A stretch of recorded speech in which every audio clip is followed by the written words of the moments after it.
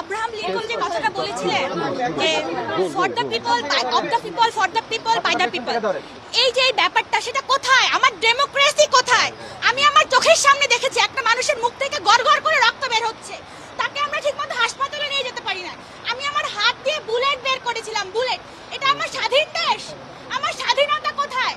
একটা সাধারণ আন্দোলন যেখানে আমরা শুধু মত প্রকাশ করতে চেয়েছিলাম, একটা সাধারণ একটা নিরস্ত্র আন্দোলনকে রণক্ষেত্রে পরিণত করেছিলেন। এত মানুষ মারা গেছে, একটা 4 বছরের বাচ্চা সে তার বাসায় স্বাধীন না। একটা 4 বছরের বাচ্চা যদি বাসায় নিরাপদ না থাকে, তাহলে আপনি এই দেশে কেন আছেন? কিসের স্বাধীনতা আপনি আমাদের দিয়েছেন? আমাদের গণতন্ত্র কোথায়? আমরা এর বিচার চাই। যেই মানুষগুলো মারা গিয়েছে ওরা প্রত্যেকে বয়সে আমার থেকে ছোট হবে। আমি ঘুমাতে পারি না, আমি ট্রমাটাইজড হয়ে গিয়েছি। আপনি কিভাবে ঘুমান রাতের পর রাত? আমি বুঝি না, আমি ঘুমাতে পারি না, খেতে পারি না ওই বাচ্চাগুলোর মায়ের হাহাকার দেখে।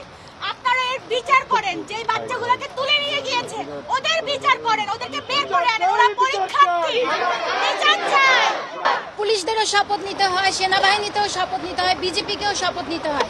তাদের শপথে নিশ্চয়ই এই ছিল না বাংলাদেশের পতাকাতে গুলি করা। যারা বাংলাদেশের পতাকাতে গুলি করেছে, আমাদের প্রত্যেকটা বাচ্চার গায়ে বাংলাদেশের পতাকা ছিল, কপালে ছিল।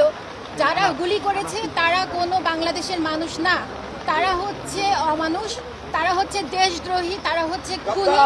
তাদেরকে বিচার করা হোক, তাদেরকে অ্যারেস্ট করা হোক। আমাদের যেই বাচ্চাদেরকে, যেই ছোট ছোট বাচ্চাদেরকে, স্টুডেন্টদেরকে যাদেরকে অ্যারেস্ট করা হয়েছে তাদেরকে অবিলম্বে মুক্তি দেওয়া হোক। আমাদের যেই স্যাররা যারা অনেক ভালো ভালো পজিশনে ছিলেন তাদেরকে বিভিন্ন মফস্বলে পোস্টিং দেওয়া হয়েছে, শুধুমাত্র ছাত্রদের পক্ষে ছিলেন।